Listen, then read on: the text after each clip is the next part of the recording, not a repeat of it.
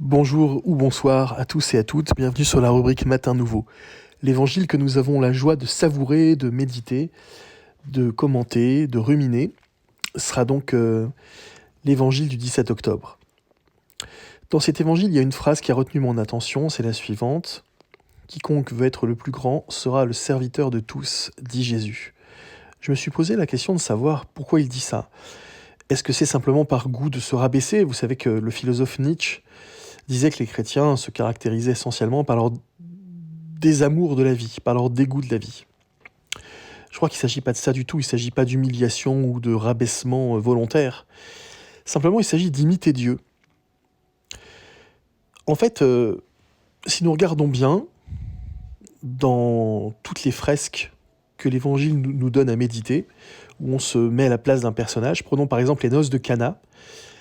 Souvent, on se met à la place, lorsqu'on est dans les noces de Cana, qu'on fait une méditation sur les noces de Cana, on se met à la place de Jésus, ou à la place de Marie, ou à la place des invités. On se met rarement à la place des serviteurs. Et pourtant, si nous regardons l'épisode des noces de Cana, il n'y aurait pas de noces s'il n'y avait pas les serviteurs. Ce sont eux qui font tout. On les oublie, ils sont discrets, ils sont invisibles, mais pourtant sans eux, rien n'est possible. Et au fond, c'est ça le rôle du serviteur. Il ne se fait pas remarquer, il n'a pas une présence éclatante, on n'est pas obligé de le remercier parce qu'en fait, on considère cela comme naturel. De même, si nous regardons l'éclosion, la diffusion, la transformation et la propagation de la vie autour de nous, que remarquons-nous ? Rien de tout cela ne serait possible s'il n'y avait pas le Créateur, Dieu. C'est en fait lui, le serviteur. Il permet à tout cela d'exister, mais il est comme en coulisses, invisible, discret. On ne finit par discerner sa présence qu'après beaucoup de temps et un certain temps passé à observer, à élever notre âme jusqu'à l'origine de tout cela.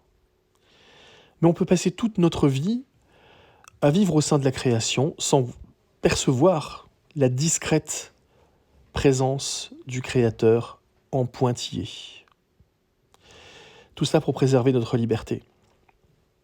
Et donc, si nous faisons cette analogie entre le serviteur et le Créateur, l'acte le plus important de la puissance du Créateur, c'est de servir.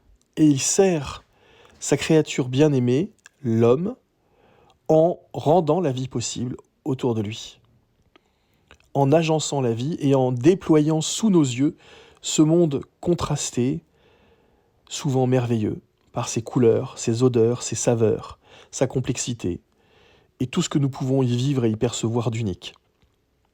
L'univers tout entier, dans sa trame tissée avec délicatesse, est une véritable merveille, mais celui qui en est l'auteur se cache derrière son œuvre.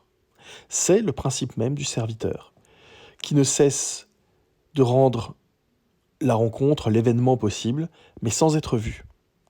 Quiconque veut être le premier sera serviteur parce que c'est ainsi que Dieu fonctionne.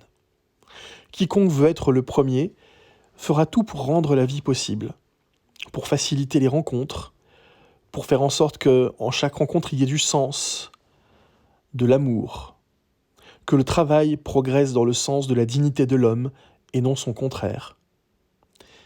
Mais sans jamais le faire pour se faire remarquer. Et cet enseignement est tout à fait logique et cohérent par rapport à ce que Jésus explique en Matthieu au chapitre 6, que ta main gauche ignore ce que fait ta main droite. C'est exactement cela.